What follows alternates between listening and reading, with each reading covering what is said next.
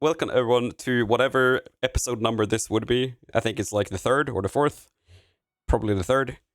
My name is Ava. I'm the rogue class lead over at Maxroll. I make sure that these guys look at my guides and say that they are good, so I don't cry. I'm also historically responsible for all of these silly articles like the attack speed shenanigans and lucky hit and whatnot, so you might have seen me from there. And then we have Mattias, and then followed by Dai. Introduce yourself. Yeah, I'm a Diablo 4 shill. Actually, love this game. Now I do some rogue guides too, which is a lot of fun. I play only rogue, so if you have any questions about other classes or just anything in general about other classes, I know nothing of this game for those. But for rogue, I do consider myself quite an expert. But yeah, that's me. I am DoK. I also cover road guides for Maxroll. Generally speaking, my specialty is usually in the bow rogue aspect of things. So anything that pews, I'm usually mostly responsible for. Doesn't mean I don't dabble within the melee stuff, but I tend to prefer the range aspect of gameplay in general. So, but yeah. All right. Well, today we have an unsurprising topic, which is the Season 11 PTR. We're going to be talking about what we think is good so far, what we think is bad. Talk about Sanctification, the tower, the power of the builds we're covering, and then whatever chat is asking or questions that we have ourselves towards the end. We're going to try to keep it a structure this time, so it's not like, haha, we're going to go on tangents for 2 hours and then maybe have some sort of structure. But we'll try to keep it clean this time around. So what do you guys think? Season 11, is it good, band, or mid? Who wants to kick us off? I mean, I think there's so much to it, and there like certain things can be picked apart in isolation, but I like to look at it from a big picture thing of like where was Diablo 4 before this patch, and how like what is the best solution to the problem. It's sometimes I think it's like I'm not like into politics or whatever, but sometimes it's like there's usually not like a really good solution. There's usually like leaders or whatever have to pick like one of a couple bad options. So part of me thinks that Diablo 4 like it got itself in a pretty bad spot. Like we're all dealing trillions of damage, and like how do you balance this game, and how do you make monsters health matter, and like our defenses. It's like there's so many systems that's just like, oh shit, like how do we solve this? So from that point of view, like the change to masterworking is like that's it kind of makes sense to me that like because we got so much power from masterworking our gear, for example. So it's like, oh, we could just cut that down to just giving people GAs and way less stats. It's like, okay, I could see how they're like basically I feel like it's like step 1 out of maybe 5 to correct the course of this whole game. So that's the kind of how I look at it. But I mean, we can go into a lot of details about it. But I have compassion for Blizzard. I don't think this patch solves the game, but I think it's like a necessary, painful step in the right direction. God, I'm having to follow up after that. Okay. I agree with what Mattias said in general. If I can add to that, I do feel that like with the masterworking in particular, I think we just gotten so used to masterworking, feeling like it's doing something each stage. When it was the old system, obviously it had its major problems, right? But now with the masterworking on PTR, it just feels, you're only masterworking like the primary thing. So if it's rings, your masterworking, you're getting all res until you get your GA, sorry. And then, weapon is just the weapon damage. So like it feels quite boring compared to what it was. But I totally understand the change that they did to it and why they did it that way. It's probably gonna just take some time for me to kind of get used to that. I do think that the patch definitely does shake up a lot of things. They actually also nerfed what feels like a wide nerf to practically everything in the game, which I personally think we kind of really needed that. The game was very one-shotty, and we didn't really care about what the monsters do. Now we care about what the monsters do, and in some aspects, maybe a little too much. But that's for a later discussion. But but I do think that what they're doing is definitely going in the right direction. I just personally feel like, you know, I, I wish for a little bit more creativity from the team itself. It does really feel like they're pulling a lot from Diablo 3. And, you know, I feel like it's just going to get to the point where it's like, did we really have to make a Diablo 4? We could have just made a super mega expansion for Diablo 3 or Diablo 3 remastered at this point, right? But but at the same time too, if you're trying to get a lot of changes and quickly to help fix the game, you know, pull from things that weren't broken. So that's the route that they went, and so here we are. All right. Well, following that, but I think I'm sort of in the same mindset as you guys, where we need change at this point to be able to do something great with the game, right? Like, because I think the path they put themselves on limited them in many, many ways and stopped them from being able to do cool things. And now they're never going to have a point where it's going to feel good to remove a lot of stuff that we have grown accustomed to having. So, like, us being like, welp, masterworking doesn't feel like as impactful anymore. It's like, yeah, like, whenever they're going to change it, it's going to feel bad because we no longer have the stuff that we were kind of used to. I do think, however, that, like, doing a big change like this, like a massive shift in how we do itemization and all that sort of stuff, needs to also add something like really cool in its place so that the hit of it doesn't feel as impactful, I guess, or like as big. And I feel like masterworking with how it is convenient but not engaging and not interesting. Same thing with tempering. I think the tempering changes are good. I think having some sort of deterministic thing to not brick items on the first stage of itemization is good. But I also feel like we know how to basically purely deterministic system, and the only RNG one could be I gained 0 damage, I lost damage, or I got like a 40% multi. And I think like that range is kind of weird considering the stage of the items. And the fact that like crafting, or like not crafting, but itemization itself is in a state where it's like all of my itemization goes to clicking this interface 20 times and then it's finished. There's no thought behind it. And then I reset the item, like the GA on the item, until it lands on what I want to. I don't know. It doesn't feel good. It just feels flat. Unlike how I felt like masterworking felt before. So I felt it's a necessary evil that they're going back this way, where they're like doubling down, like, okay, we need to remove all of these layers of stuff that we had that created these imbalances or made it very difficult to do anything fun with it.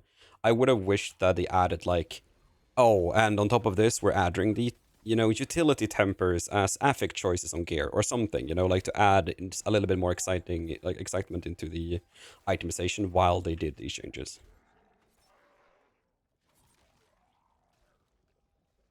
Yeah, I think you talk about sanctification a bit. It's hard for me to even talk about how it feels like as implemented in the journey of progression and itemization. Like, because to me, like I played a bit of PoE and like I almost never used the Vol Orbs. Like, I'm just like, oh, I don't want to break my item. Or so is that going to be the case here, where like I don't actually have to interact with it at all, and it's not actually a big deal? And yeah, I agree that masterworking, it's kind of like the 1 to 20 makes no sense to me. It's almost like, is something missing? Like, because yeah, it was like, why isn't it just like, why? Yeah, the 1 to 20 makes no sense. It's just like an arbitrary number almost. So yeah, there's a lot of question marks.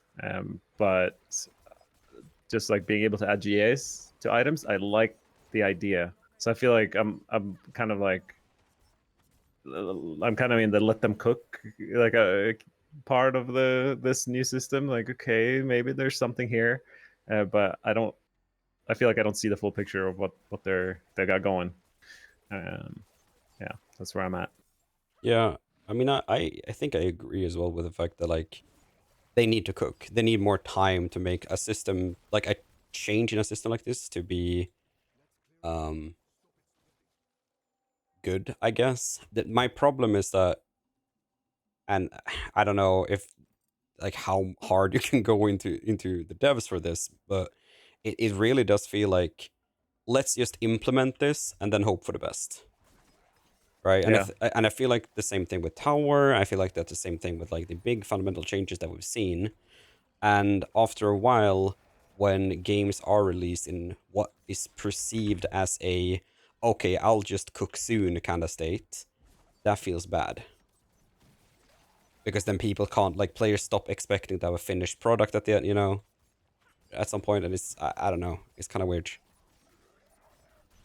What do Yeah, you? I So guess like, like, but I see it as like this is step one of a bigger plan for the expansion. Like that, at least that's my like copium bucket. I'm like, okay, something's going on. But yeah.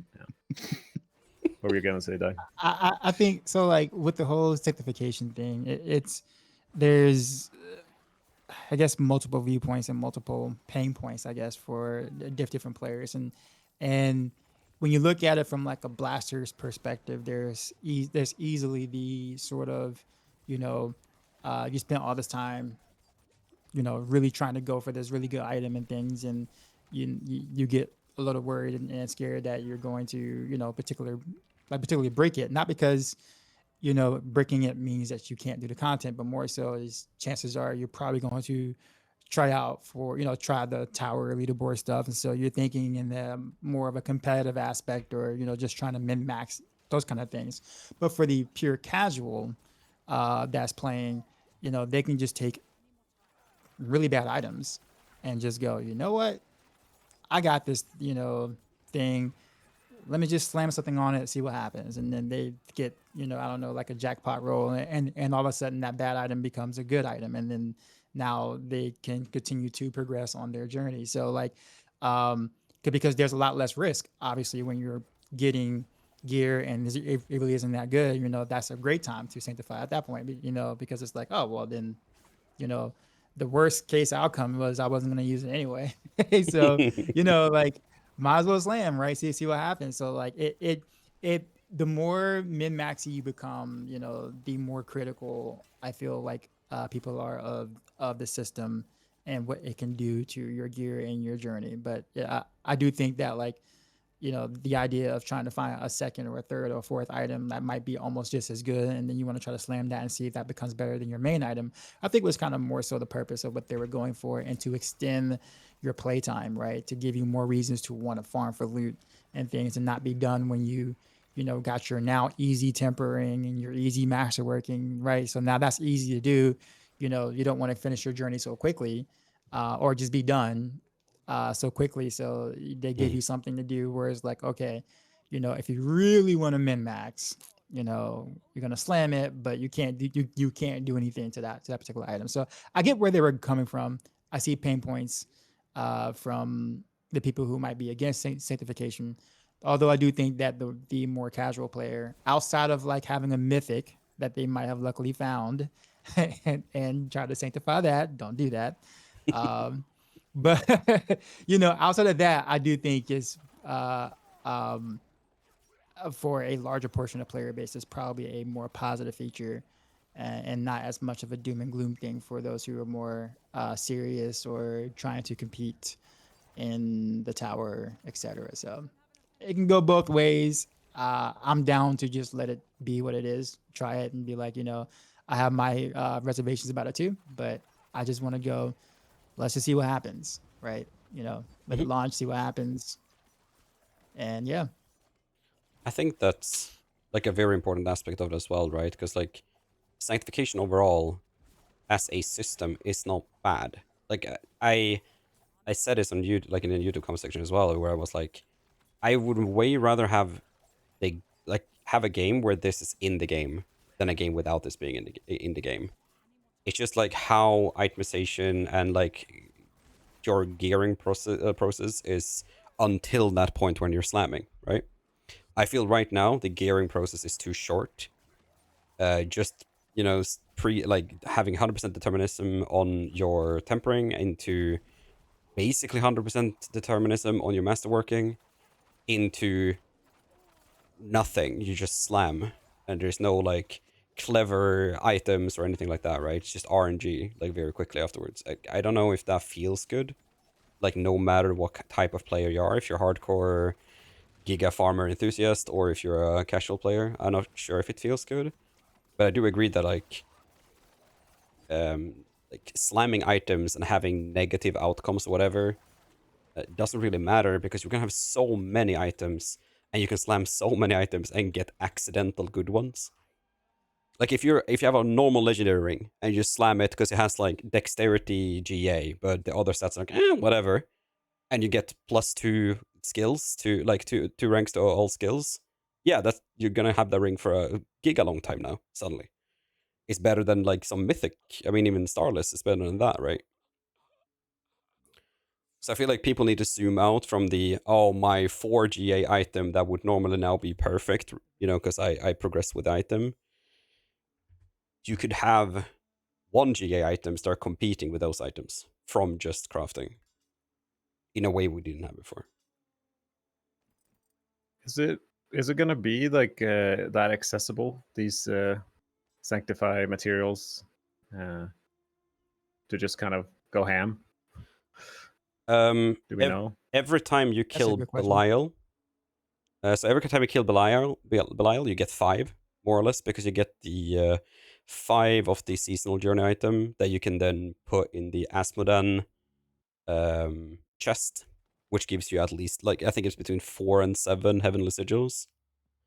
Every single time you kill like Andariel on T4, you get 3. Every time you kill Belial in the pit, you get 1, I think. So like you're gonna get a decent amount from just like very deterministic sources, and then you're gonna have some randomness as well to it. Yeah, I'm just thinking like, will I? I feel like we'll see, but I'm thinking like, will I hold on to these because I'm like, I want to use them later when I'm like once I'm in the end game. But I guess it will be up to the player to choose when they use it. I have a feeling in season 11 when I start, I'm like, okay, I'm not gonna slam anything until I'm like tier 4 and got an end game build. But I maybe feel that's like just it's going to be a bit liberal in terms of like the drop rate of that because it's a new system. They're going to want people to want to actually try it out. Yeah. And so, if you want the, less blaster type players to actually engage in the system, then the currency has to drop right somewhere. Yeah. Where they can feel like they can do it without feeling like they don't have it, or it's the special one I have to save, for like to like next week or something. So I think they'll probably be more liberal with the drop rate initially going Yeah. into season 11. Makes sense. Yeah, I also think it's important to like they've done it so that you get them from basically every source, right? Every time you face Andariel in Undercity, you're getting the currency to basically loot the Asmodan chest, right?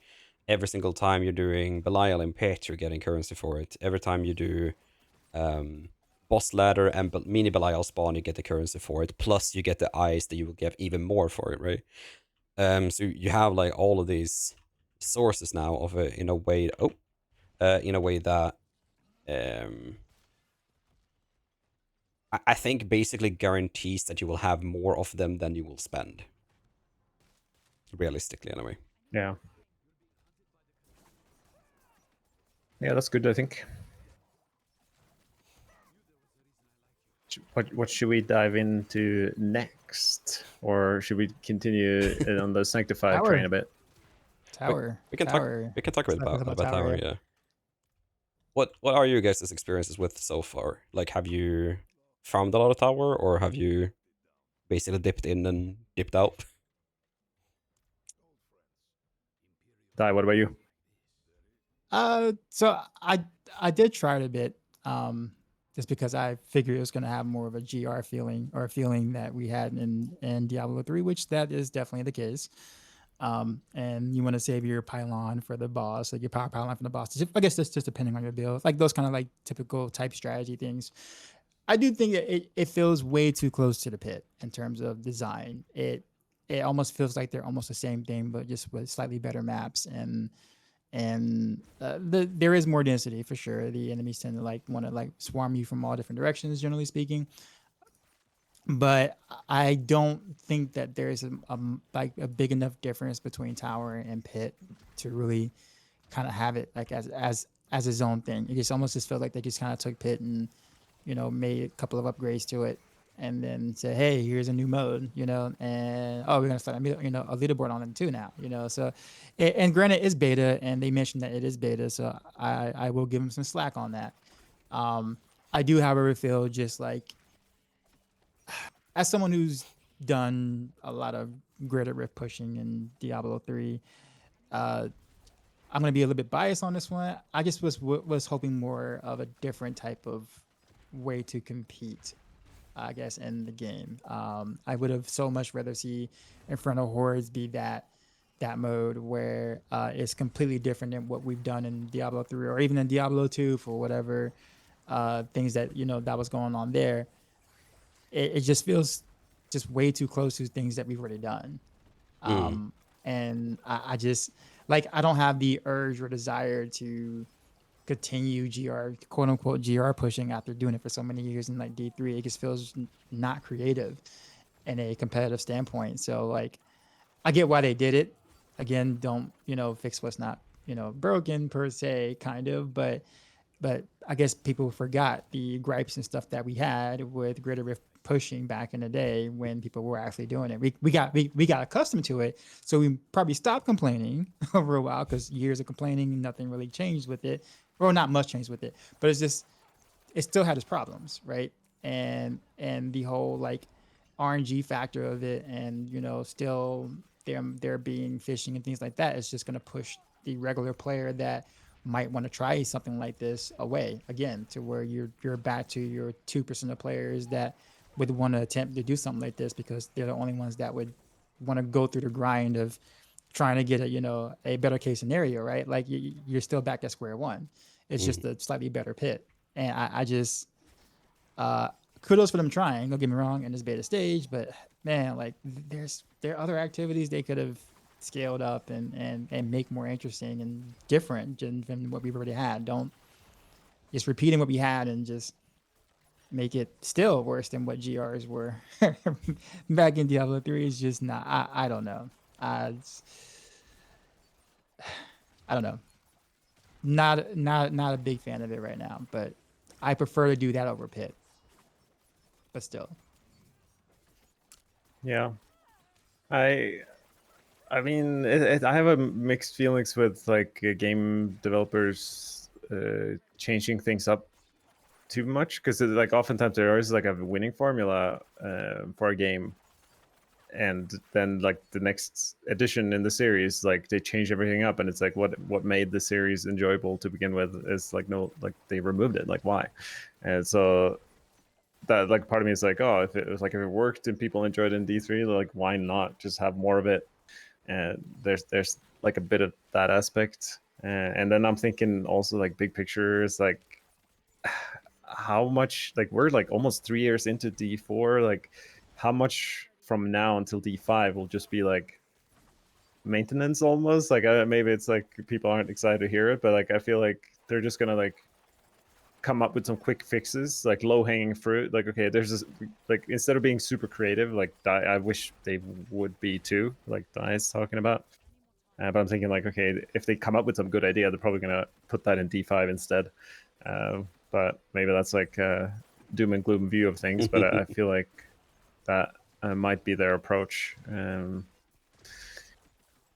in terms of my personal experience with the tower, I think, yeah, I don't put too much like thought, or like I don't weigh my opinion very much, because they put it out as beta. I'm just grateful that they're like giving it to us early, sooner rather than later. And I mean, I feel like in a PTR for me, it's hard to get a full sense of it versus just like the progression of hopping in. But I wouldn't say I've like loved it and been wowed by like the experience. Like I found it strange that I had to like kill the pylons, and some pylons felt weird. Like why are they here? And a lot of like for Rogue, it was hard for me to kill quite a lot of like the goblins were hard for me to kill because they're like it was hard to like CC things, and when we can't CC things, we lose a lot of our damage. And it was just like there's a lot of like friction, I guess, in my experience in the tower. But I mean, a lot of these things are just tweakable things. And yeah, in general, I enjoy pit pushing and open maps, and a lot of like the pit tower is like small corridors of like I wish it would be like an arena that's open and you can be creative. That's what, like, I didn't play D3 much, but that's what I've seen in the gameplay. It's like very open spaces and you pull monsters creatively. Like that's what I've enjoyed in the little bit of D4 pushing that I've done. So I wish they would allow for a lot more of like navigating the battlefield and doing whatever you want with it. That would be fun. I'm hoping it heading that direction, but it's hard to speak too much about it. I agree with you guys as well. I feel like tower is what I wish pit was, and I wish tower wasn't pit. Like I wish they would just remove pit in its current iteration and make that tower, and then make something else that is competitive and call that tower. There are some things that are insanely nice quality of lives in the tower, like us having 5 levels. I mean, it's like they managed to implement it here. Why isn't it in the pit already? You know, it's such a big quality of life increase that adds skill expression, because now suddenly we can decide, oh, this pack is not efficient, this pack is alone, we just skip this one, and you just kill small enemies on the way. The way you can approach it is way different than you would be able to right now in pit. So I wish that it's kind of like what you guys are saying. There are so many low-hanging fruits with this that I wish it would just take that to the pit instead, and then make something else for tower. I envisioned something like a combination of Infernal Horde and Gauntlet or something, you know, like when you could talk about like a tower experience. This just feels like pit. Like that's what it feels like.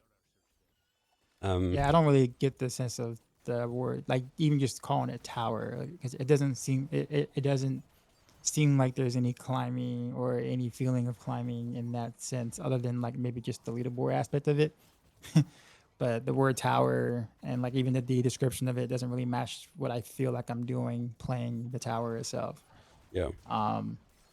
But I agree with you, Ava. That I'm still gonna be biased. They totally could have just made Infernal Hordes the freaking scaling thing. Like it's like right there. It's like right there. They could have did it. I don't know why they won't, but I also feel like that would be unique enough to be like, okay, this is a completely different way to have like a leaderboard and a system around it, instead of, yeah, we'll just do this dungeon on time and go back to what we had ages ago.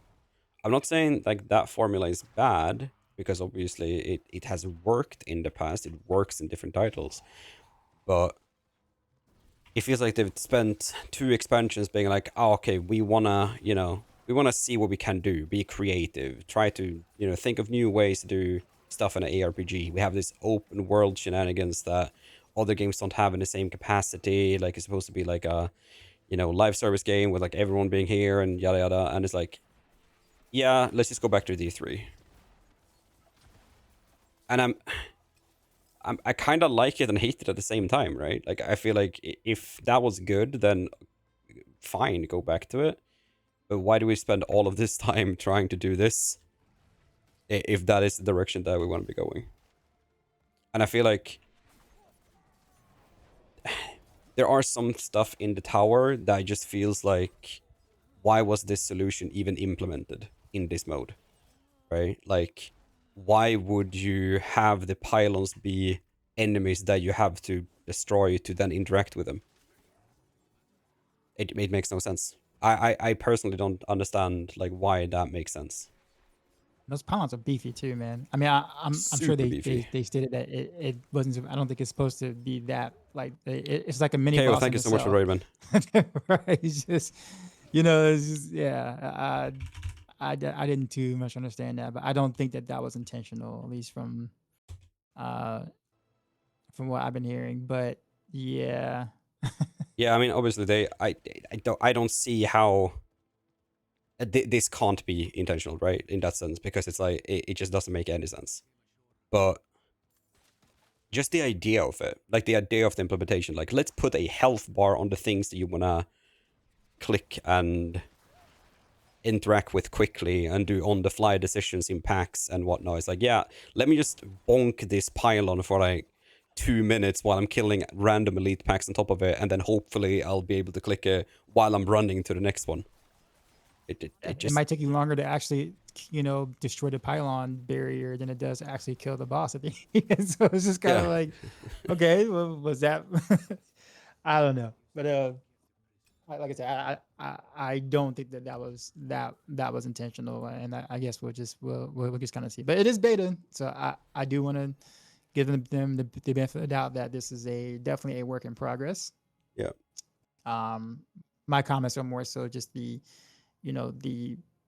base idea of what they're trying to do with the tower, or what the tower actually is. Sorry, that is my biggest concern. But yeah.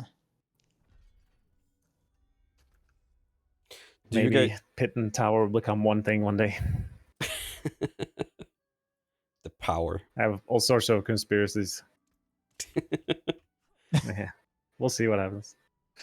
I would have liked to see some like infinite infernal horde with general empowerment stuff, and then you just have to see how long you can stay alive, as opposed to this for like the actual pushing. I think that would have been kind of unique and cool, and like speed of builds wouldn't matter as much because everything would be you would just be there Freaking trying to stay alive. in front of horse, man. It's Yeah. like it's just there, just it's there. Overwhelm meter. You didn't kill fast enough as they're responding, so you get overwhelmed, and that's the level of whatever that you didn't complete or whatever. It's like Yeah. it's like right freaking there. I don't know. Yeah. I'm sorry, guys. I'm sorry. I'm ranting, but still, No, but I it's just. agree. Because um, I feel like if you're adding like generic things to that scaling, right? Like you deal 10% more damage, but enemies now have I don't know, another elite mob spawn in each pack. Like basically risk of rain, right? Like that mhm. sort of That's good example. like that sort of gameplay in an ARPG. I think that would be kind of unique. It would be fun to interact with, and it wouldn't be let's blitz down a map and hope for the best kind of gameplay. It would like really satisfy the whole like I'm gonna kill a fuckload of monsters in a small area, like the very like hack and slash ARPG style of like just mowing down enemies until you die or they die.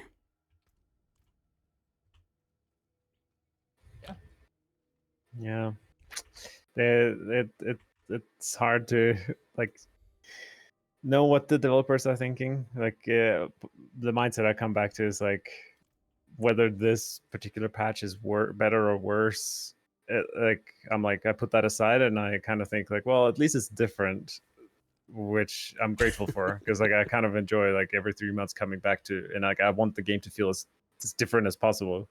Yeah. And so like that, just that, even if it's like objectively worse, at least it's different, and I value that because then it's like I will enjoy just the exploration of whatever is changed. I'm gonna hard agree. I think the game, I think this kind of ties back to the bad as well of season 11, where and the past few seasons, I say that with the utmost respect that I can as well. It's like as a rogue, I feel like we've been basically playing the same builds in the same way for the longest time, unless we get some accidental buff that just accidentally changes the archetype somehow. Like I'm thinking Asher Wrath, for example. It's like, well, apparently now Asher Wrath is the way to play 7 of our builds, but it's still the same gameplay. Nothing really changed. oh, now bursting venoms is really good. Well, Shadow Step is now bursting venoms, and so is Dance of Knives, because it's the only way to deal damage with those two archetypes. And I don't feel like that is not the season feeling different. That's just happily, full Bob Ross, happy little accidents that just made us play something different. It doesn't feel like there has been like intent behind us playing something different. And I feel like that's starting to show in the title. What do you guys think? Do you feel like, would you like to see more change between every season in terms of builds being like strong and whatnot, or are you happy with how things are right now? Yeah, Dai, what do you think? That was my point. Is like I want a new game every season. Honestly, I just want the ability to be able to play whatever archetype that I want, and it feels fine, right? And so if it me maybe I might be on the other end in the equation. I always feel like let's fix what we already have first before adding additional things, because it's like if we want to add new I don't know, like new uniques to try to enable some builds to happen, but 68% of the builds that are there or skills that are there just are simply just awful and bad and just doesn't work or function, then what's the point of adding something new if half your kit is broken or is not, or is just not functional, right? So like things like, let's say barrage is down bad, and rapid fire is in an interesting place, I guess you could say. Pin shot, it's just like you think of these things, and it's kind of like, instead of like putting more emphasis on making sure these things feel good. I mean, they don't necessarily have to be like baller by sense, but they don't. It shouldn't require you to min max something for, min max one of those core skills just so therefore it feels okay. Like, right, like, and like that's not a good place for a lot of those core skills to be at. And I feel like that's kind of where we are, and so we just end up with the same, whatever works with an ultimate, because Shadow Clone is still a huge portion of what we do. Death Trap finds a way to survive every season, right? Random Rails is always, is always good. And then you have your, I guess with the new Orphan Maker from this current season, like that's putting more emphasis on basics, but basics really weren't struggling before. You know what I mean? Like they were actually kind of in an okay state regardless. So it's like we're still leaving quote unquote core skills behind. You know what I mean? And it's just, I don't know. Not saying I don't want something new every season, but I will. If I was somebody that wants to play a game or a new game, and I have an archetype in mind, and my archetype just doesn't work, despite the fact that I got all the stuff that the game says I should get, I'm gonna feel some kind of way, right? Just in general, and so I feel like there needs to be emphasis on those things so we can get a wider, you know, uh, a wider just ability to be able to do more things that we may want archetype wise across the class, and I feel like we kind of suffer a bit on that. I feel like the way I would like to see the changes though is kind of ties back to, like, goes back to what you said now as well, Dai, with us wanting to fix the things that are kind of, not working. The way you could fix it is by making it strong enough so that it is, maybe let's say that you're like, or not overtune it like entirely, right? But like you're buffing it enough so that it's gonna be one of the ways to play the build. Because then you will have like, okay, now this is how much I had to bring it up to make it, viable and make it relevant. Now I can, drag it back a little bit, to dial it back a little bit the next patch to put it in line with other things, but you've at least solved the problem by maybe overshooting the mark, but at least you've fixed it, right?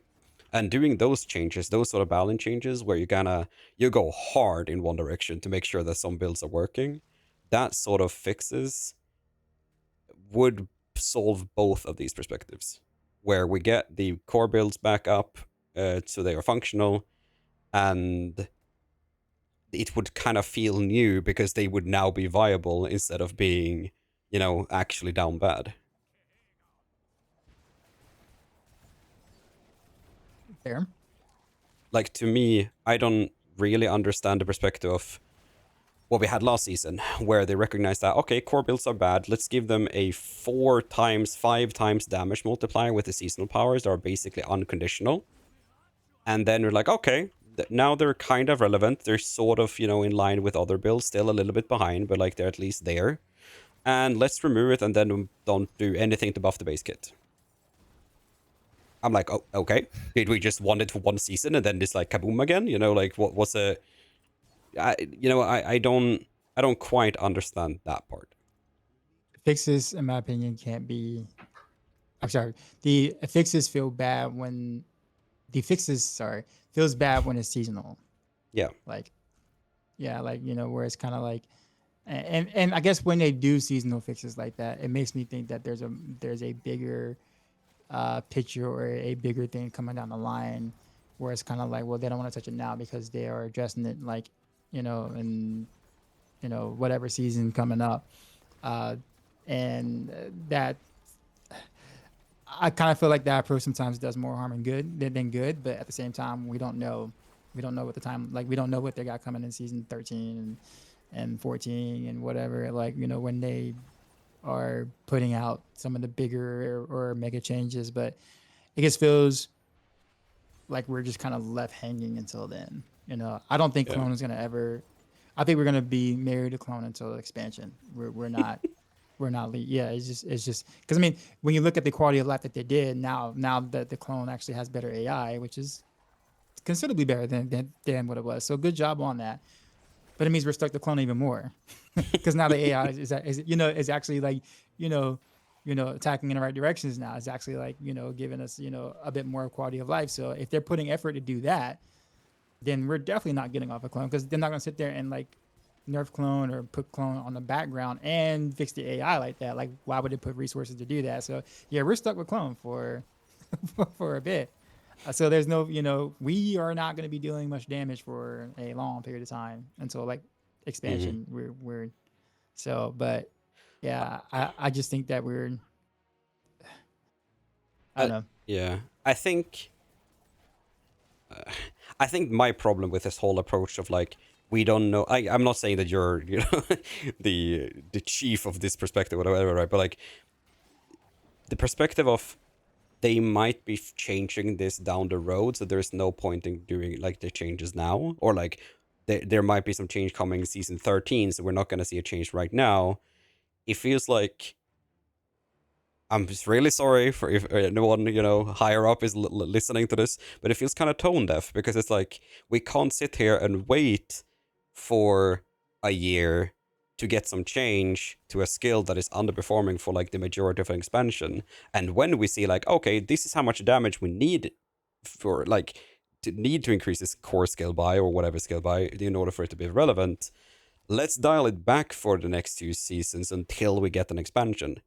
Surely it shouldn't be that difficult to just like, okay, the base damage is too low, let's increase it by double so that we have some base scaling, or let's increase this aspect by double for now, and when the expansion comes around, whatever the changes they do, they just revert it to be more in line with what they had. Surely there some guy can open up a Google Docs and be like, we did this change here, so make sure to fix this when you ooga booga this in X2.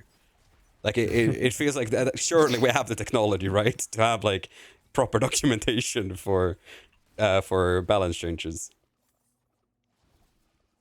But I'm not underselling what they are doing. Obviously, I'm like not at all in the know in that regard. But it feels very alien to me that games with expansions and big changes can do that. They have big balance changes where they like just basically flip flop something to a complete other end of the extreme to make it viable. But this title can't. That feels weird.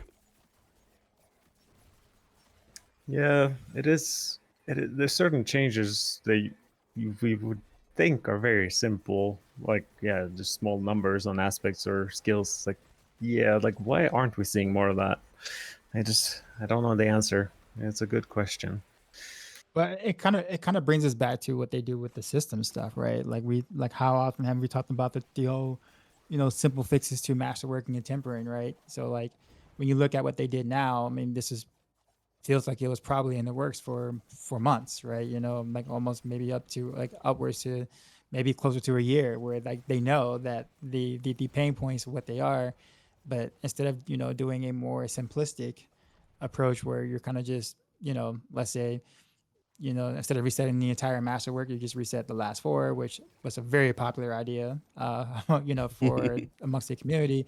They would rather take a bigger approach and do just a remodeling of it all, and just kind of just revamp the system, right? And so that appears to be what the team would rather do in instances, instead of like the smaller fixes they want to do. Okay, well, if we're going to fix it, we want to do it in a in a noticeable and like a massive way. And I'm not saying I disagree with that.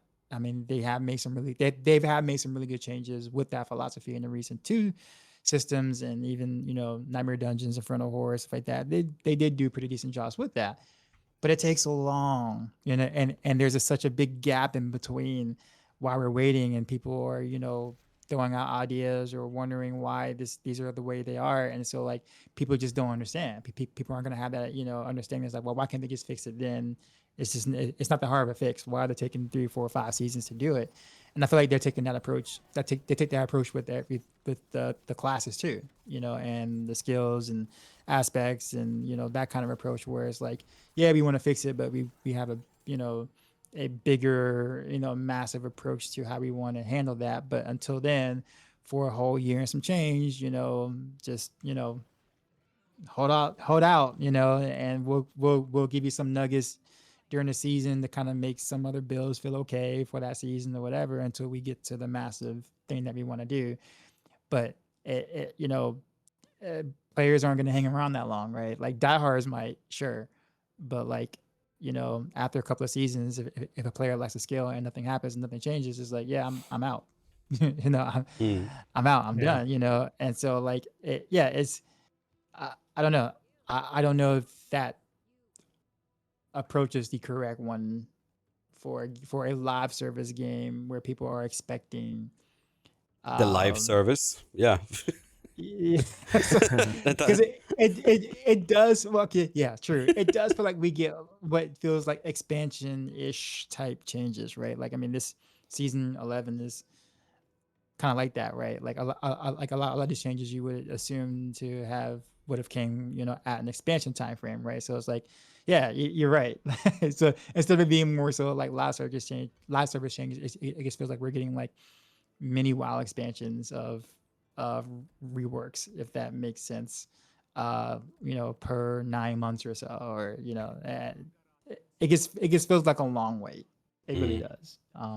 Maybe not for the developers, because of course they're working on it, so for them it might be, oh yeah, we put this out in 9 months, but as a player it's like, not 9 months is a long time. Same, yeah, it's a long time. So I don't know. I don't know how they can bridge that, but yeah. I think this definitely ties back to like what I feel is wrong with the game overall. It's just the time aspect. Because I understand like you can't like, okay, well, clone is annoying, so let's just scrap clone and do something else. I understand like those level of changes are gonna be basically expansion based, but it's we have some changes, like we have all of these dials that they could change. Like if you're changing a aspect specific to a build, like Twisting Blades, for example, they tweaked Blade Dancer, which made Blade Dancer, do more damage. Twisting Blades, got a little bit buffed because of it. That only affects Twisting Blades. It doesn't affect any other skill. Why aren't we seeing more tuning in that department, and to like base damage and to the moving parts that affects one build, as a way to artificially buff or reduce like the power of those of those builds? I don't understand that. And that shouldn't be like a big thing, because if you're looking at the damage difference from a bottom build to a top build for Rogue, it's like, oh, it's 40 times more damage. You have a lot of room to accidentally do 40 times damage, before it gets too high anyway. If you increase two multipliers by, 2, you're still not going to be closed up there, Like, you're still going to be a factor of 10 away from the top build. So I feel like the lack of swings per season to try and adjust these builds makes it very difficult for a player to be excited for the seasons to come. Because it's going to be like, well, how far up is Twisting Blades going to be compared to the other build? How far up is this going to be compared to the other build now when nothing changed? Well, it's going to be exactly like the same. Like our tier lists, unironically, I don't think they've moved for like the longest time. We have like 2 builds that move, and that's it, because the builds don't change. Yeah. Even with core builds getting a 4 times multiplier of like I think it was like almost 5 times multiplier with the post seasonal powers, I think we only had like 3 shifts on the tier list, because relatively speaking it's still not enough to move the dial that much. Yeah, it is. We haven't talked about it much before, but it is like one of the definitely easiest things they could do is just change some of these numbers. On like barrage. Like, when's the last time? I don't think I've heard anyone mention that skill in like a year and a half. But they could easily change that. So yeah, good questions, and for Blizzard maybe to just like I wish they would. Yeah, just like the approach. Like X-Falls ring, the unique. Like, I haven't seen anyone use that for anything. Why not just double the damage, see what happens? Or like Andariel's. Like, people love that back in the day. Yeah, they have an internal cooldown, but why not just like 10x the damage on it? It's a mythic.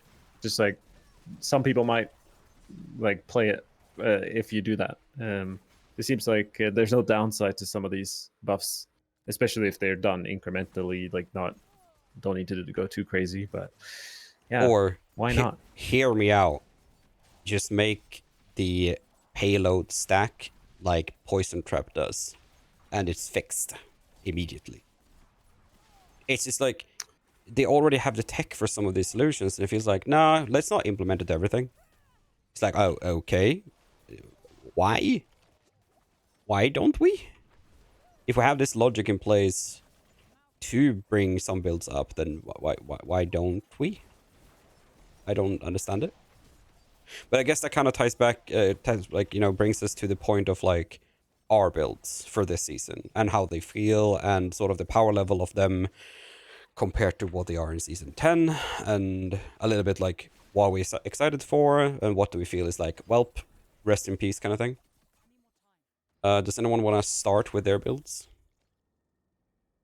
I mean, like you mentioned like 5 minutes ago, like our tier lists are not changing, and the 3 builds I'm covering is Poison Trap, Flurry, and Pen Shot, and these are so static. Like, even like I'm expecting to change things in the guides themselves and in the builds to change somehow, but my builds are, I'm just like, wait, like nothing is changing. Like, it feels weird. They're weaker. Everything's weaker, but they are in terms of functionality, they're literally the same. And I'm looking for things to adjust.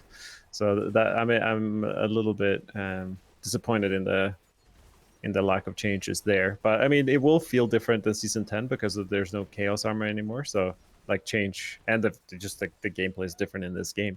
So naturally there will be changes. Like, external factors will impact the build no matter which build you're playing. So that's kind of where my builds are at. But yeah, not a lot happening.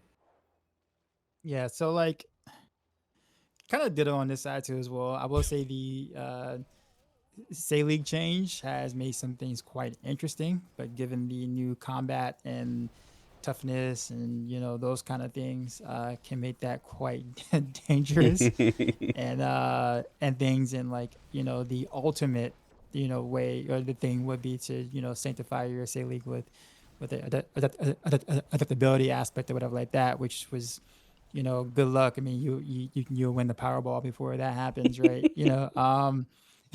So like you're just like so it's interesting, sure, but past that point everything else does seem to be like reverting to previous seasons of how we built most builds, right? Going forward. So kind of like how Mattias said what he said, it is pretty similar in that case with the bow builds too, except you have the Orphan Maker that's there. And like I still struggle with wanting to recommend Orphan Maker related things just because it just doesn't feel good.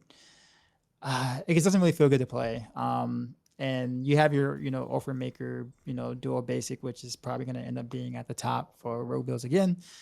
But I just think the gameplay of Orphan Maker at the moment just doesn't really, especially for the core skills, it just doesn't really feel good currently. It doesn't, and I don't know how to make that feel any better.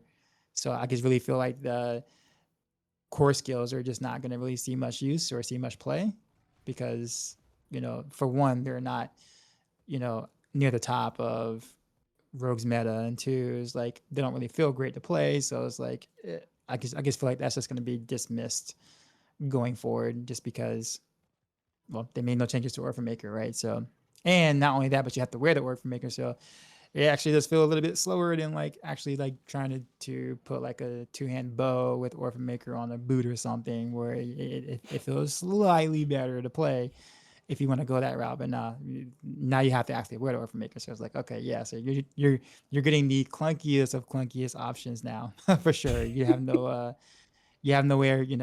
around that. But yeah, I mean, Heartseeker will be good. Dual basic will still be good. At the top of the list there. Rapid fire is a little bit more interesting, I guess you could say, because the AI changes. It actually shoots mainly where you shoot, which is actually like a huge quality of life. Doesn't stop the whole idea of it being extremely clunky to play, but at least the clone is actually shooting mainly where you want, mostly where you want, which is a huge step up. But yeah, I mean kind of really all I got. the big problem with clone for me, or like rapid fire for me, was the fact that clone could just like, yeah, I'm gonna hug this boss now and lob it over the boss and not hit it at all, and just the frustration of dealing with that takes away, even if it was the strongest build in the game, just the frustration of dealing with AI problems like that is anti-fun. For those of you that go on. I I found clone, like without clone rapid fire season 11 PTR is like extremely strong. So isn't this like the first time where we don't actually need the clone at all? It does look like it's perfectly fine now, yeah. And so I don't feel know. like that's a win. Yeah, for sure. For those of you that caught the Maxroll hardcore event as well, I was playing Reap Minions, and at the end of those 32 hours or 35 hours, whatever, of farming and trying to push, I saw the minions not hit the blood boils on Lilith, and I was like, no, I'm done. Just kill me, Lilith. Like, I don't want to do this anymore, Like, dealing with the AI when it's not doing what you wanted to be doing is just strictly anti-fun. And the clone AI being slightly better now is, I mean, that's good. Like, regardless of what we think about clone, right? Yeah, the clone AI is definitely better. So props to them for that. But yeah, trying to think of what else. There's what about you? Well, Ava, since you always have the more convoluted, builds to cover. what? No way. Well, the CDR changes from masterworking definitely makes things interesting. Death Trap exists only with Selig now, so there's not going to be like a starter ancestral version that can spam. You kinda can play around some of it with, you can play some core into ult shenanigans early on, like you can right now on like in season 10 with like flurry or whatnot, but it doesn't feel as good, but it's still playable. But the CDR changes definitely messed DT up, and it also messed Shadow Step up like quite badly. You need very specific roles now to even have sub 3 seconds cooldown on your Shadow Step. And that's going to be a problem for Dash Rogue as well for the same reason. So I wished that the archetypes that would have liked to stay would have gotten functional buffs to function with this. but I also understand that that's very difficult to ask from a systems change and then having the devs know exactly how that's going to impact all builds. But in terms of damage, I did a pit 80 with Shadow Step. I've done a 92, I think, now with DT. Cleared a 90 in time in tower, but it could have cleared higher as well. But if the boss didn't heal for its entire HP every time I tried to kill it. Dance of Knives is still playing with Poison Trap, which is unfortunate because we're getting these new pans that are looking so fancy, but they're not solving anything for Dance of Knives. I think Mattias played it as well, so you can comment on how the basic skill variant of Dance of Knives feels, but it felt awful, and it did 0 damage when I played it. It was a struggle bus in pit 70, which is not exactly enjoyable. Meanwhile, the PT version clears 85, so like 15 pit tier difference is kind of big. Yeah. For sure. Yeah, I think like Twisting Blades is kind of hype. The game has slowed down enough and it's tanky enough to just stand in everything and go bonk bonk. So I'm pretty hyped for that. And I want to stay away from Death Trap as much as I can. Yeah, I think this is somewhat interesting looking at the top 5 builds for Rogue. We have like Rain of Arrows, Death Trap, obviously the Orphan Maker, but Poison TB, and like no ultimate at all, rapid fire. Like these are kind of, to me, they're like weird weird builds. They're not like if someone opened D4 for the first time, they would probably not build these builds, or like they're not super obvious, I think. So I think that's kind of interesting. Like and we're not relying on the clone for these builds. So I think I think the combat changes to the game overall has lifted these builds to the top, helped lift them, not only the DPS they deal, but like I think that's the reason Reign of Earth is so good. It's because of the combat changes. You can actually hit the whole room. You don't need to make pulls and stuff. The AoE is so big, and that's a lot of what I've struggled with in the PTR is actually dealing AoE damage. So there are some interesting things for the rogue class, just in the sense of the top builds for that reason. And there's always a big patch that we don't know yet after the PTR. There might be lots of changes there. Yep. No, I agree. I think the most important part, though, is kind of what we notice every single season, where it's if you're comparing yourself and your builds or your class to other classes, you're going to have a bad time. And I think that holds especially true right now, where just like focus on Rogue and how it feels. This is going to be way better than like starting to compare yourself to other classes. Rogue has always been this thing. It's like when you enjoy the playstyle, there's only one class that plays like that, and just focus on that instead. And I like the fact that like T4 content was so like it just didn't exist. It feels weird. Like in season 10, we farming hordes, and I think Dai, you've talked a lot about this, where like, oh, you can't play forcible arrow because everything's getting one shot and you can't push things back. Like I think that's being removed by this patch, and I think that's one thing we haven't really no one has experienced it properly yet because we haven't gone through the whole progression in a new season. And I think that is a big win for the game, that the balance is a bit, it's just basically more balanced. Like farming tier 4 is not, you don't get it for free anymore, and I think there'll be a lot of tier 3 farming for that reason. But getting to tier 4 before was just like non-issue for 90% of players, but now it's actually like, okay, you probably have to play for a few days to be comfortable in tier 4, and I like that. Yeah, I mean, I agree. I think when I was looking at my builds and like testing them against bosses and stuff, I'm like, wait, hold up. bosses aren't instantly going kaboom anymore. Like, this feels kind of cool. Obviously, it's gonna feel less cool when you're farming them for the 900 millionth time that season. You can't really kill that much faster, but that's an entirely different balancing problem, right? Where I would rather do bosses less but get more rewards from it. Yeah. But like, I feel like the relative power of bosses is like, wait, this is kind of where I want the game to be at in terms of power level. It's just builds don't feel good in that power level. Like, not because you're weak, but because like the function behind the build that makes the build works, like the glue that puts it together, that holds it together, is not great. In some cases, anyway. Well, I for one am definitely looking forward to that too as well, and that also stems into combat changes too as well. There's, I think overall, I enjoy the combat changes.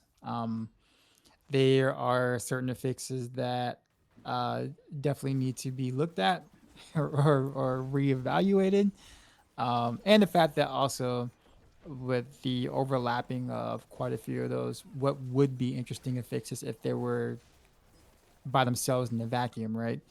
Um, Also needs to kind of take another whack at that. But I actually kind of enjoyed feeling like I was in danger, even in some open world content, or especially when when I was first putting things together, because I was just like, I don't know what was gonna kill me or what can or can't kill me. So it's like it was kind of exciting to have to reposition and be like, okay, yeah, this is happening here. I need to move here, or whatnot. So I personally enjoy most of the newer fixes, or sorry, copy pasted fixes from Diablo 3.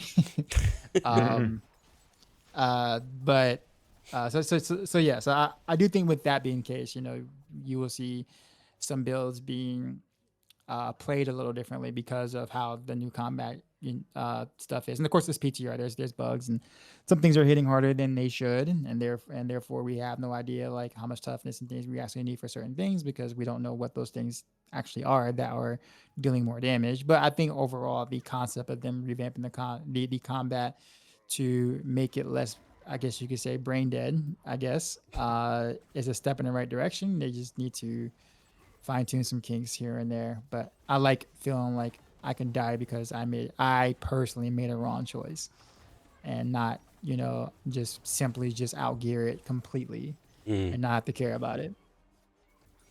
I do feel like some affixes are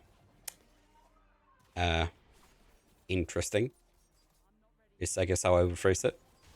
I feel like they need kind of time and some tuning until they hit live to function the way I suppose they would want it to function.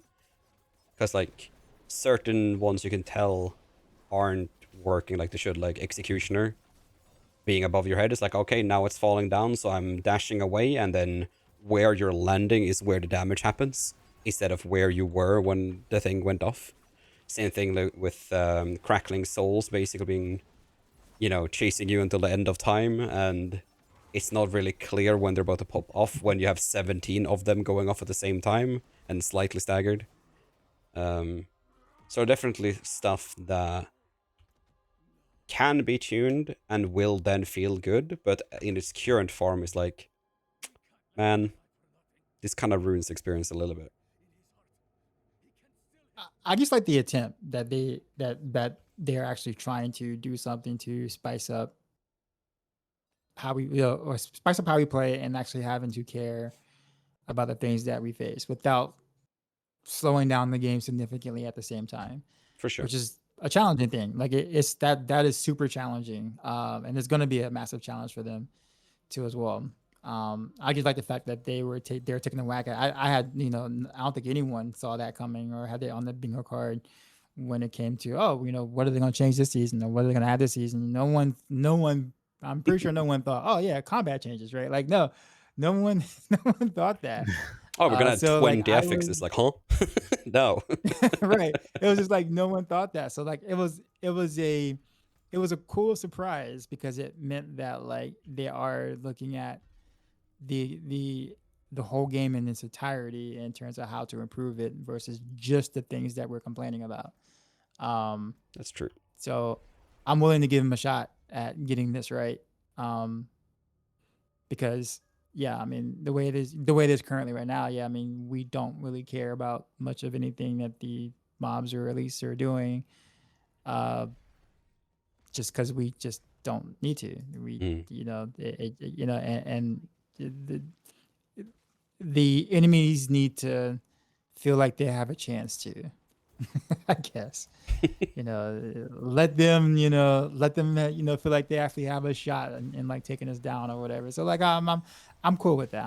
I'm fine. I'm fine with that. And like of course you definitely feel that more when you do like tower and pit and you go a bit higher and higher, stuff like that. And so like that tends to be less of a stand in one spot, gather everything type sort of gameplay, sports like specifically in the tower. Um, so I'm personally I'm all for that. So I am looking forward to them making adjustments and like fine tuning that so it feels better overall. Mm. But I think the concept was good. I think what they're trying to do is a good thing for the game. Yeah, bringing back value to defensive and utility aspects, and like a lot of lost parts of the game. And I think it would be so easy.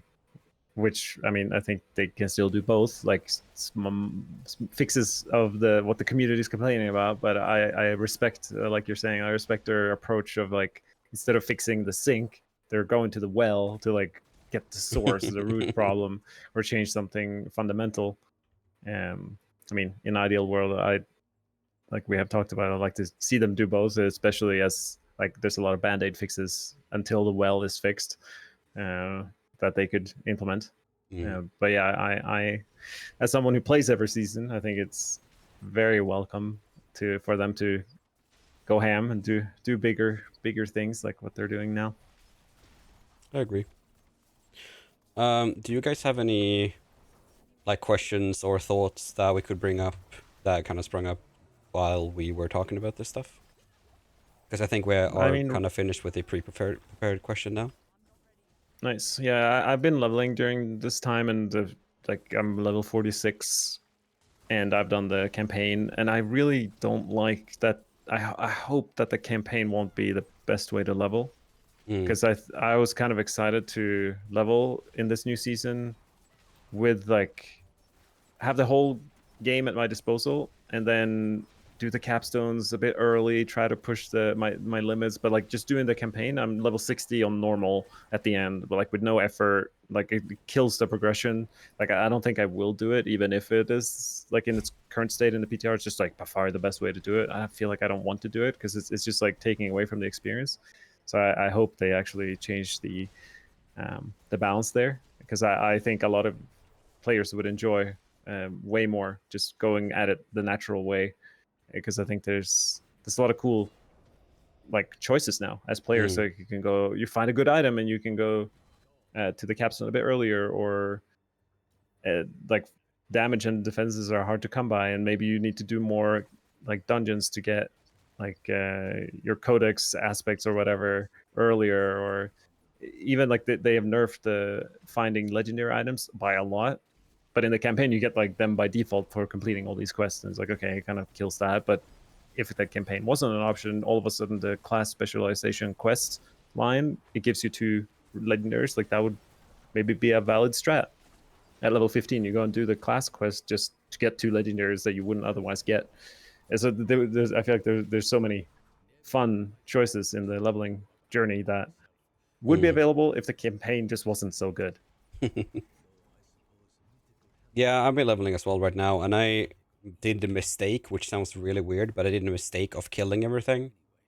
And the most efficient way of doing the campaign is just skip everything. Objectives. Yeah, like run. just go like dip like say fuck it to all the enemies and just like beeline it. So like we're gonna have like the best leveling build is gonna be the best build that can just traverse fastest, and that's gonna feel really weird. It's like, yeah, we're gonna Exactly. run Dance of Nice with dash and shadow step and flurry with dash, and like we're basically gonna go fast, and that's the only objective, and that feels meh. Yeah, Um, not ideal. no. But yeah, that was just a little side point. All I right. agree. do you have any questions or thoughts, Darkside, from based off of the conversations we had? I mean, not really.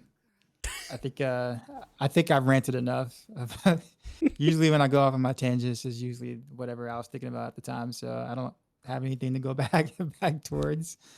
Uh, I do want to talk about what someone wrote in the chat though. Geeky was saying, doesn't the question then become at what point do they tell a player base what they're doing a few seasons later? If they tell us everything today, then people just want those changes faster and sooner, and then people get bored waiting for those amazing fixes. Um, I think that's always a tough one, right? Because if you tell them that hey, this is coming, but it's like 11 months away, then people just may not play the game until 11 months away, right? Whereas if you don't say anything, people might have the desire to at least pick up the next season, or at least find out information about the next season to see if something actually did change. So, um, I I don't know of a fix for that, man. At least with the way that they're doing it. I mean, personally, I would like to know ahead of time, but I don't know if that would be the best marketing strat for the company, right? Dioxide knows everything in advance and no one else. But yeah, I don't know. I think the biggest W they could do, right, in terms of like seasonal excitement and whatnot, is just add enough changes to existing archetypes in terms of anything, just to hype up the player base. Because even if my class is just as strong, but I play it differently, or I can put the pieces back together in a different way that makes it feel different, that adds excitement. And you can always remove, if the precedent is that they can add stuff but also remove stuff that they feel like, okay, this didn't work out, we're gonna dial back and do this other way direction instead.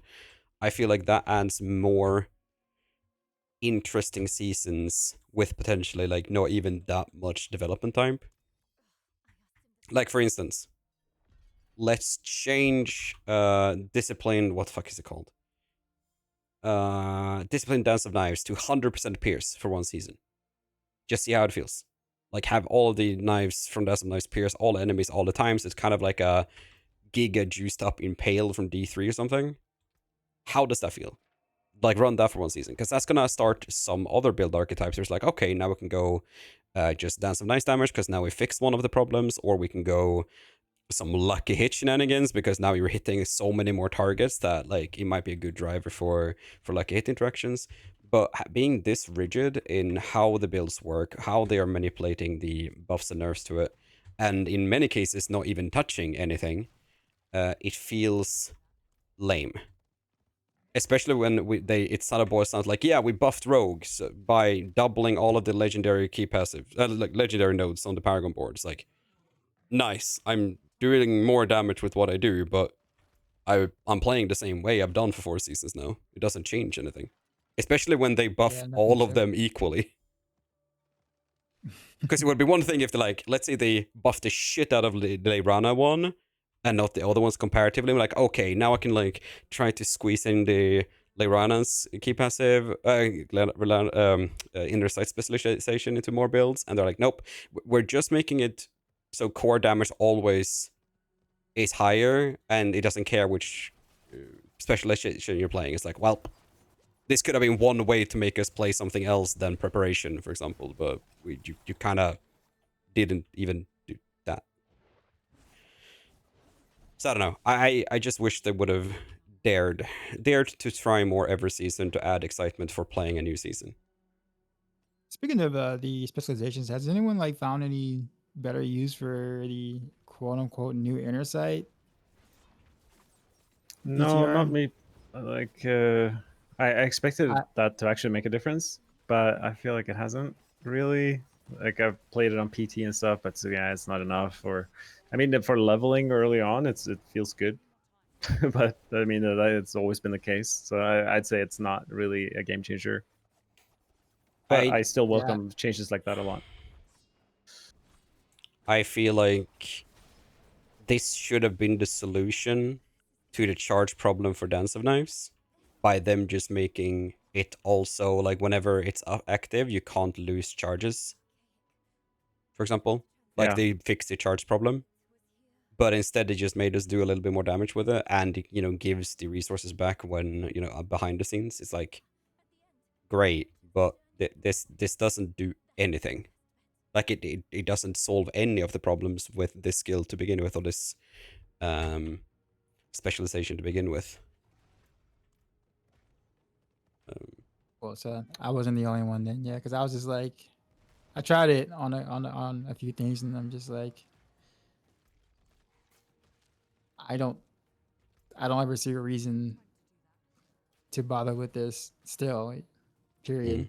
I would like to. Like I would Oh, love my to sit there cam and is and, broken and do again. some internet, insight stuff, but it's just I still have not been given a good enough reason to do that over preparation, especially now, especially going into Oh, next season where like toughness and damage reduction is a big thing. I mean, I get it for free with prep, so it's kind of like so it's like with things hitting harder, I'm gonna say harder per se. Well, some things do, but like with with you actually wanting to build a little more defensively and stuff like that, like why not? You have more of a reason to take prep now than ever before, even though you were going to anyways. But now, but now it's like, okay, yeah, that's right. It has a damage reduction, part of that, and it's like, yeah, definitely not looking at insight still for anything.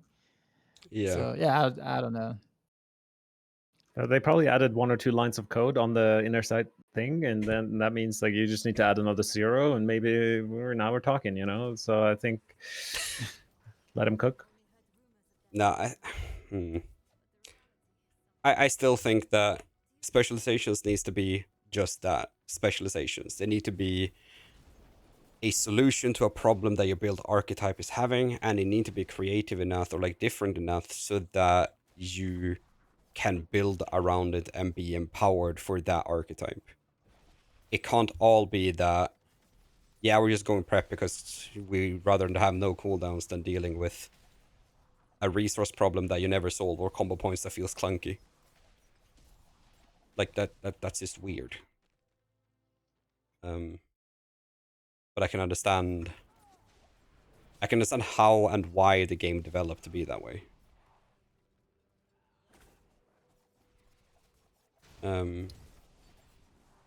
Yeah, you were talking a little bit about like future. There's someone in the chat talked about like hearing about future updates earlier. I think they've done a better job lately. There was the Riker interview, and I would love for them to like they can hop on this podcast, like send the more bridge the gap between the developers and the community in a public setting and more. I think that would be awesome, and not necessarily like revealing changes, but like genuinely like listening to the community and being like like some of the things we brought up in the podcast, like tell us a reason why you wouldn't implement that, or like double the damage of X falls or Andariels or whatever, the like no brainer, like no one could contest that this is not causing any problem changes. Like have a chat with us, let's see like what's the thinking behind it, and maybe they will go like, oh, actually that's a good idea, and then next patch it's implemented, and then we like, oh shit, they're listening. And it's like I think there are opportunities, and I think it seems like they're heading in that direction more with the latest campfires. It's like they're prioritizing the Discord Q&As, and I think that stuff is important, and hopefully they do more of it. Yeah, I must also give them like actual credit though, because they are whenever I look through the feedback, not feedback, but look through the changes coming up to the game, right? And I see like, oh, look at this. This random bug that I reported has been fixed, right? I do see that they are obviously working on fixing things that are wrong with the game. And like the things that we do report, the things that we do talk about, like they do eventually, if they are like genuine bugs or like things that just make sense, like, they do end up getting implemented. But it just feels bad when we see problems that are affecting the game right now that we would need solution for right now get implemented 6 months down the road when we no longer have a need for that thing to be fixed in particular, right? But it would be pretty cool to have, yeah, to have them talk in public about like what's the process like, why is their design philosophy like in terms of why are buffs happening at this point, or like why aren't certain changes being made, etc. I just think that they probably have more to lose than to gain if the answer to that is something that the community is like, what? No, that makes no sense. And I think that's probably why they haven't done it, historically at least. Yeah, no, it makes sense. I guess my dream would be that there's some kind of low-hanging fruit officer at Blizzard that just is like the front person, kind of like Adam Flick, whoever's like the front person, community manager, that isn't that, like, they're not talking about the big changes that are coming, like these combat changes, nothing like that, but just numbers of like random skills or items that, like, hey, here's a thing that hasn't been used in 8 seasons, like, can we change it? And just like that, like a micro balancing person that we can talk to and agree with, that would be cool. Chat, do you guys have any questions or topics that you guys want us to cover?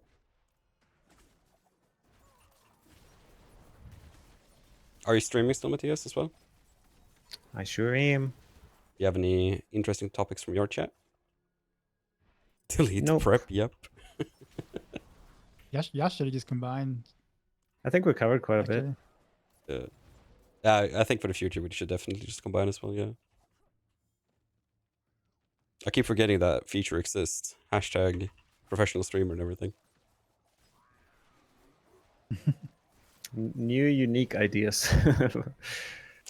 Everyone's always looking forward to the Twisting Blade unique. It's it'll be a big day when it happens.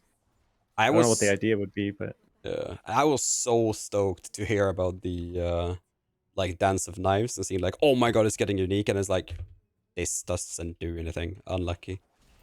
But I was super excited. I was like, oh wait, it's actually doing something with this.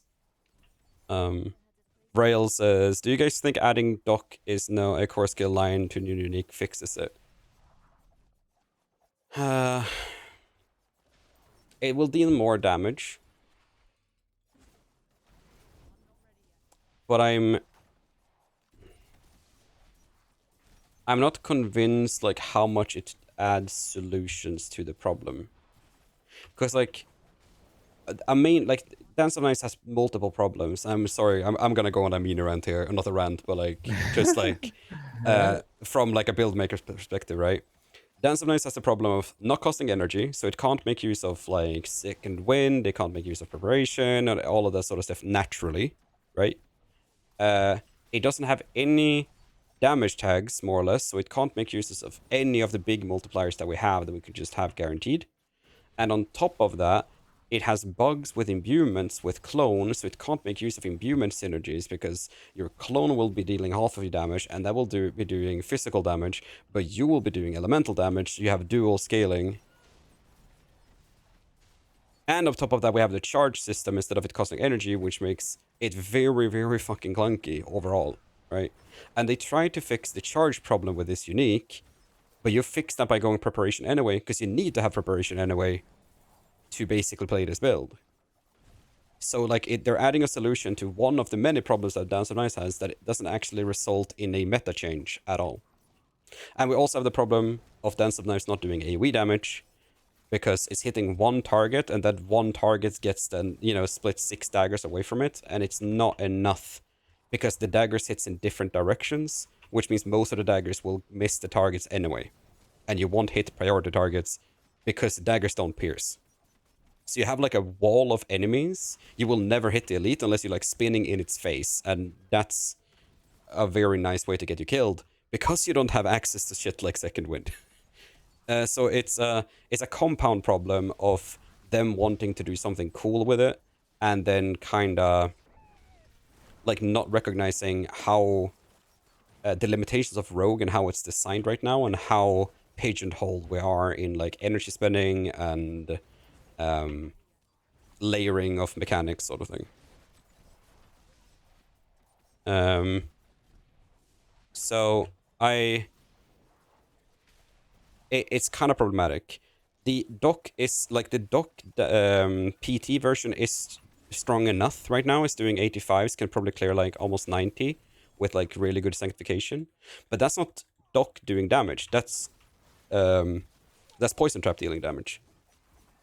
And Poison Trap is solving most of these problems because you have more hits, you get more lucky hits, you can run Ahu Quacks for energy spend. You're also getting AoE damage on impact, which means you no longer have the targeting problem. You have damage scaling because it's now a core skill. There are like layers of solutions from running PT DoK that normal DoK just can't solve on its own. That's a long-winded answer on it. So just adding it a core skill, sure, you would maybe have some new combo point mechanic, but we don't want to play combo point as a nice. That's not what we want to do anyway. It's a step in the definitely wrong direction.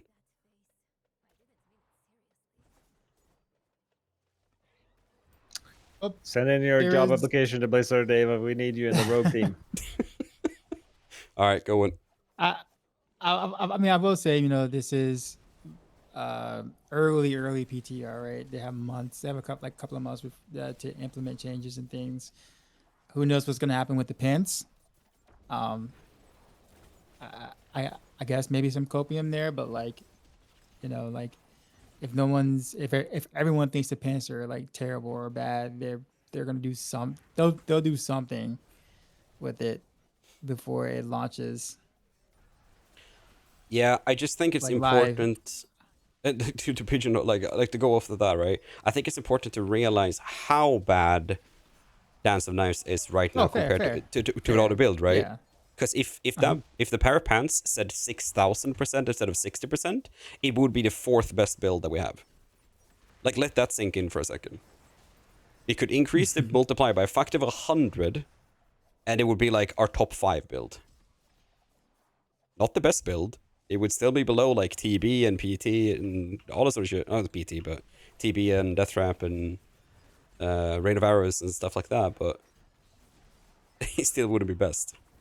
I have a thing to throw out there. I wonder what you guys think. Like I've come from a background of MOBAs and competitive like Dota scene where sometimes there's things in the patch notes where it's like, wait, this makes no sense. Like no pro is you like playing this character. Like why are they making this change? But it's like, oh, they're like that is for the bottom 20% of like ranked players. That like this is like imbalanced for new beginners. So it's like these changes actually don't impact us or something. Like, do you think there's sometimes things in patch notes where like, why is this like the new Decimalize unique? But it's like, oh, like for a complete beginner on their Xbox, like never looked at a YouTube video before, like maybe these pants are actually solving the problem that they were having or something like that. I'm not like trying to make it seem like it's a perfect solution or something, but maybe sometimes we aren't like looking at it from the perspective whoever made this item is looking at it from. 100% agree. But I think the important caveat to that is like this doesn't solve the problem for them either, because with the new affixes cluttering the entire screen, you do not see the daggers on the floor. So even that player base will not, like, they might accidentally spin into one every once in a while. I feel like that's what I did. Yeah. I was like, I forgot that it was a thing. I was like, oh, and I'm like, oh wait, hang on, I actually already have 3 stacks because I'm just like playing the game. So yeah, something to think about. Sometimes I'm like, what are they doing? But I'm like, oh, actually, maybe I don't understand why they're doing this. Yeah. I just feel like the sad part about this is like them putting like, oh, we're doing Dance of Knives, getting a unique, like, you know, kind of hyping it up a little bit because it's a new item, and it's gonna be the worst build that Rogue has, and it's like by a decent margin as well. I think that's the sad part. Well, yeah, I mean that's like assuming that pushing tower or the pit is like important. Like when it comes to maybe a combo point Destinized is like the best tier 3 farmer. Like maybe that's I can already tell you it's not Really because it specific. can't hit anything. If it could hit things that were about, like, if I have a little minion in front of an elite, I have to kill the minion before I kill the elite.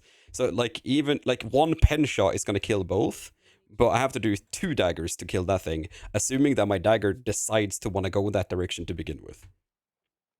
It's they need to do something about like how DoK deals damage before it's gonna be like good as a standalone thing.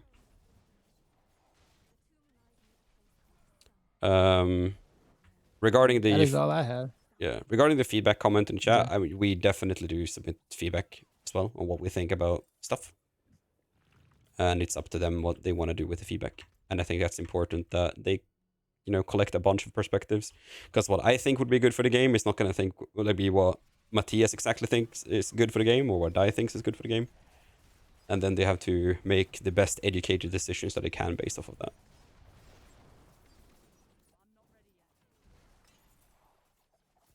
True. Chat, do you have any more questions?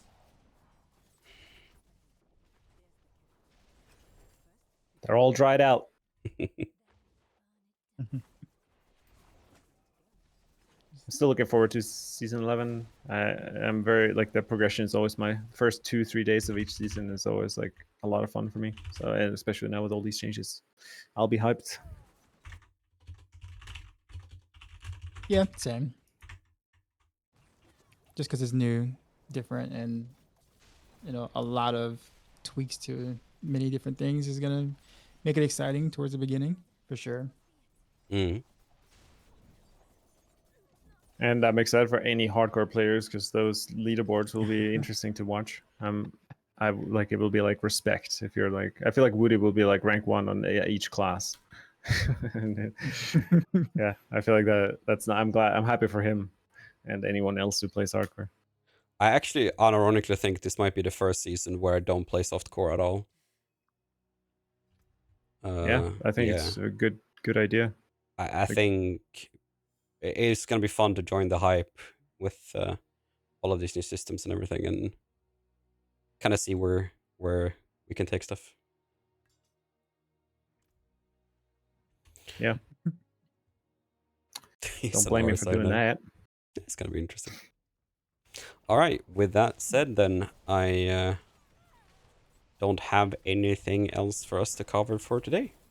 Thank you so much, Mattias and Dioxide, for joining today, and thank you, chat, for participating and asking questions and being curious.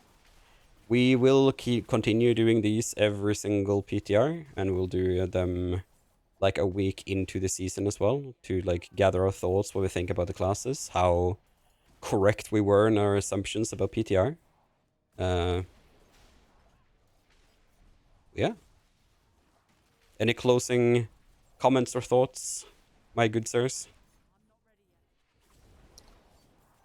Oh, good luck. Have fun. Season 11. Here we go. Yeah, pretty much what Mattias said. I'm level 53, so 2 hours. Couldn't quite make it to level 60, but Yeah, I'm just about to get level 50 as well, doing the same thing. So what build did you do, by the way? Actually, before we flurry. okay, so And flurry I and haven't DoK is pretty. gone to town a single time. It's been super weird experience. Like I've played normal, only campaign, just clicking dialogue, skipping cutscenes. Like I have blue gear. Like yeah, Peak D4 experience, never going to town. pretty much. All right. But yeah, thanks guys. Thank you guys so much. I'm gonna obviously stick around and keep streaming and answer any straggling questions that we have in the end. But I appreciate you guys joining. Word. Peace. All right. Bye bye.